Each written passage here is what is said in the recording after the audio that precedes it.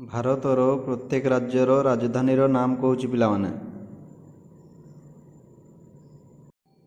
କେରଳର ରାଜଧାନୀ Thiruvananthapuram, Telangana Amravati, Nagaland Kohima, Madhya Pradesh Bhopal, Arunachal Pradesh Itanagar, Chhattisgarh Raipur, Karnataka Bangalore, Haryana Chandigarh, Assam Dispur, Manipur Imphal, Himachal Pradesh Shimla, Mizoram Aizawl, Goa Panaji, Punjab Chandigarh,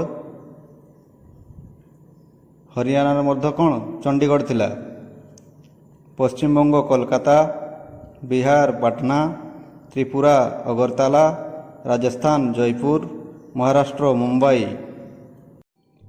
Sikkim Gangtok, Tamil Nadu Chennai, Andhra Pradesh Hyderabad, Uttar Pradesh Lucknow, Uttarakhand Dehradun, Meghalaya ceiling, Gujarat Gandhinagar, Odisha Bhubaneswar, Jharkhand Ranchi. Okay.